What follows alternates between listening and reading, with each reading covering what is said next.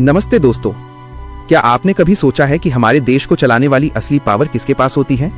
हम अक्सर न्यूज में भारत के प्रधानमंत्री को देखते हैं, लेकिन आज चलिए बहुत ही आसान भाषा में समझते हैं कि उनके पास असल में कौन कौन सी बड़ी शक्तियां होती हैं। देखिए, भारत एक बहुत बड़ा देश है और इसे चलाने के लिए एक कैप्टन की जरूरत होती है।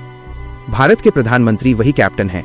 कहने को तो राष्ट्रपति देश के प्रमुख होते हैं, लेकिन देश के लिए जो भी बड़े और कड़े फैसले लिए जाते हैं वो भारत के प्रधानमंत्री ही लेते हैं। उनकी सबसे पहली पावर है अपनी टीम चुनना। भारत के प्रधानमंत्री ही तय करते हैं कि कौन सा नेता वित्त मंत्री बनेगा, कौन रक्षा मंत्री और कौन विदेश मंत्री।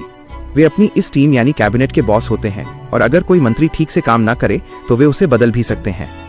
दूसरी सबसे बड़ी बात, देश की दिशा तय करना। चाहे वो डिजिटल क्रांति हो, नई सड़कें बनाना हो या कोई बड़ा आर्थिक सुधार, इन सब का फाइनल फैसला भारत के प्रधानमंत्री के दफ्तर से ही निकलता है।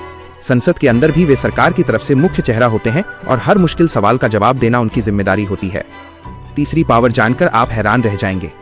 भारत के प्रधानमंत्री देश की सुरक्षा के भी सबसे बड़े रक्षक होते हैं।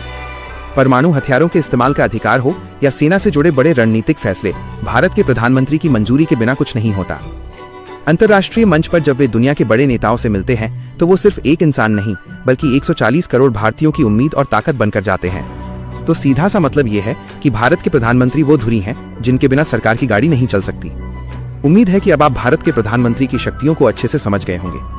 अगर आपको ये जानकारी काम की लगी तो इसे अपने दोस्तों के साथ भी शेयर करें और ऐसी ही सरल बातों के लिए जुड़े रहें।